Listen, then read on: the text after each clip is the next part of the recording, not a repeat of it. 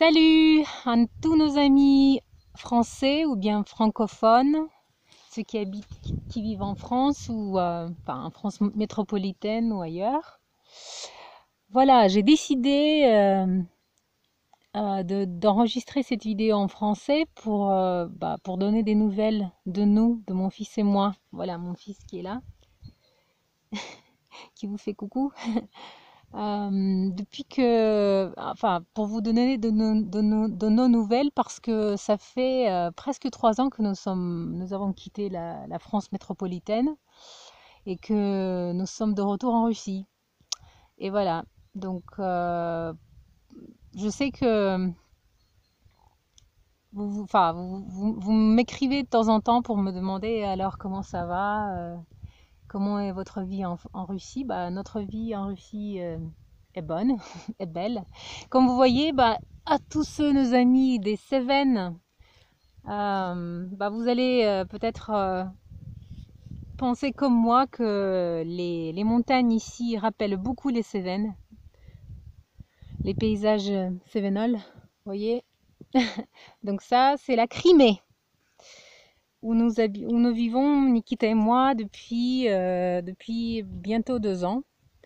Nous avons un terrain d'un hectare et demi sur lequel nous bâtissons ce qu'on appelle en Russie maintenant notre domaine familial. Je ne vais pas vous dire que c'est toujours facile, que la vie est toujours, bah oui, que tout est donné, que tout est donné, on va dire, mais ça vaut bien le coup. Alors maintenant, c'est mon fils qui va me filmer et moi je vais vous raconter un petit peu. Enfin,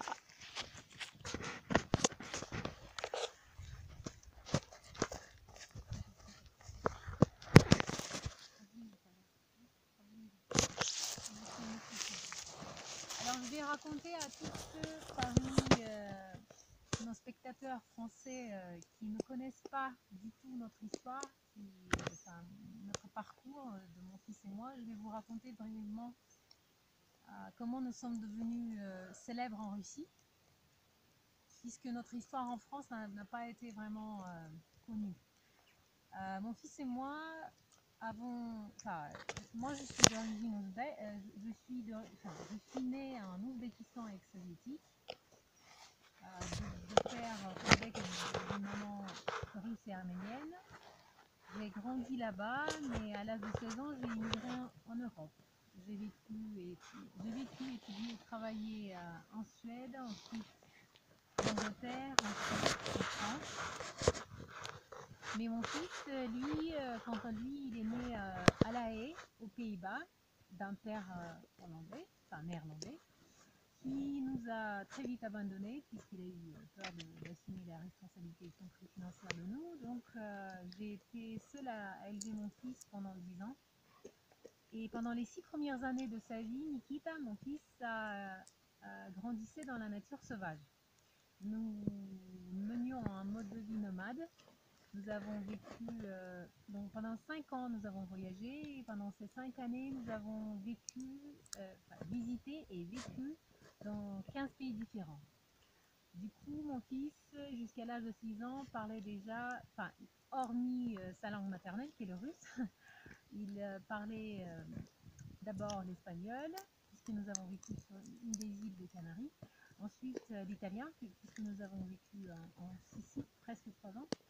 Et ensuite, il a été obligé d'apprendre le français puisque c'est en 2013,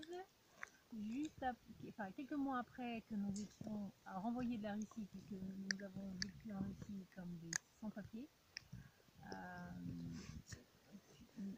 ayant un désir très fort de retourner vers nos racines.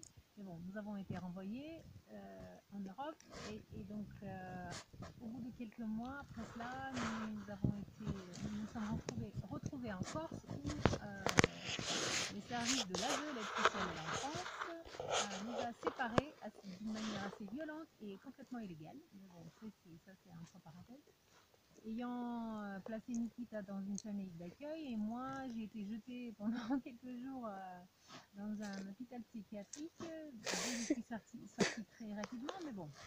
Nikita m'a fut rendu petit à petit, très progressivement, au bout de 3 ans et demi de bataille juridique, bon, grâce à l'aide de nos amis en Russie. Et donc voilà, en 2017, nous avons, en mai 2017 pour être précise, nous avons quitté la France pour retourner en Russie de nouveau, pour tenter une nouvelle fois notre chance de nous réinstaller dans notre pays d'origine, parce qui est, pour moi n'est pas la Russie même, la Fédération de la Russie, non, puisque c'est pas un pays qui existe pour de vrai, hein, c'est une création américaine, mais nous sommes de retour sur le sol ex-soviétique, d'où je suis originaire, et où mon fils, lui, paradoxalement, souhaite vivre. Il ne souhaite pas du tout retourner en France.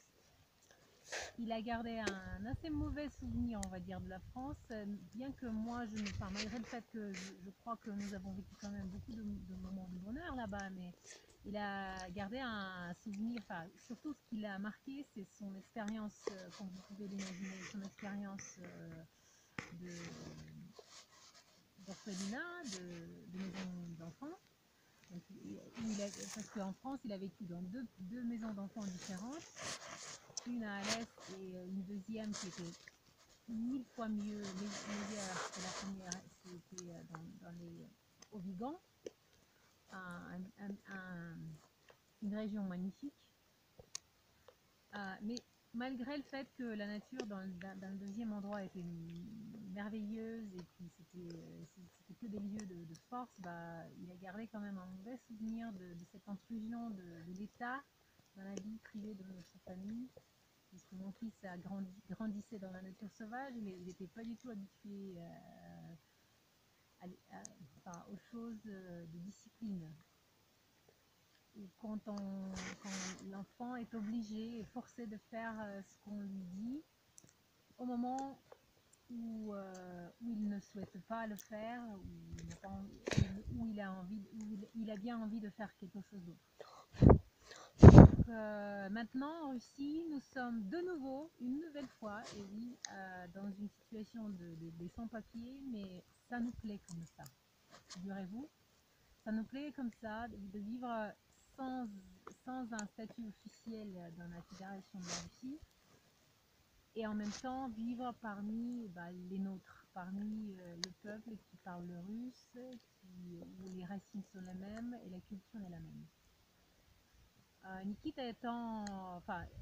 en fait, je vais vous expliquer pourquoi, si ça vous intéresse, pourquoi nous avons choisi de vivre comme des sans-papiers dans notre pays d'origine, puisque l'Union soviétique n'est pas encore restaurée. Moi, je crois que ça va être le cas d'ici quelques temps, puisque le peuple commence à se réveiller.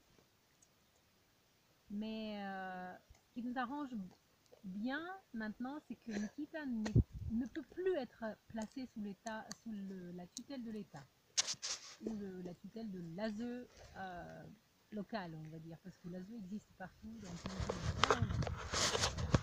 Et comme ça, il n'est pas obligé d'aller à l'école, il ne peut pas être même scolarisé, à distance. Il choisit, définit et poursuit sa scolarité lui-même de son propre gré. Et figurez-vous, les résultats sont bons. Je ne sais pas si vous allez me croire ou pas, je ne vais pas insister pour vous prouver quoi que ce soit. Mais c'est bien comme ça. En fait, maintenant, quand 3 ans sont passés depuis son expérience vécue en France, il refuse de parler la langue française. Là, maintenant, je parle le français et c'est la langue que je n'ai pas perdue. Quant à lui, il a choisi délibérément de ne plus pratiquer la langue française depuis 3 ans.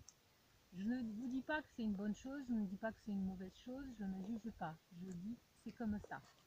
Parce que l'enfant a été forcé dans le contexte de vie dans un internat, dans un orphelinat, parler cette langue et d'être scolarisé dans cette langue. Parce que quand mon fils était né, je me suis dit que il n'allait, enfin, si c'était à moi, il n'allait jamais aller à l'école.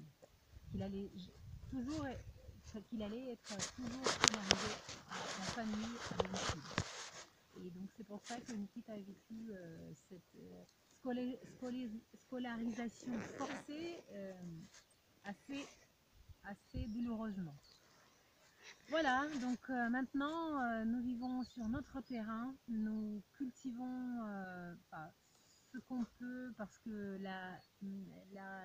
le climat de la région de Crimée est assez sèche, donc l'eau n'est pas abondante, n'est pas toujours abondante, surtout en été, mais en tout cas nous vivons libres. Nous avons des amis, nous avons des gens qui nous comprennent, nous avons des gens même qui nous protègent des services sociaux et surtout de la police parce que nous sommes obligés de nous y cacher. Hein.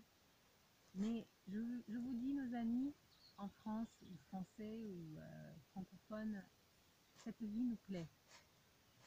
Nous voudrions bien évidemment obtenir tôt ou tard notre statut légal sur ce sol, mais je crois que nous avons cette croyance profonde tous les deux que ça va venir dans un certain temps.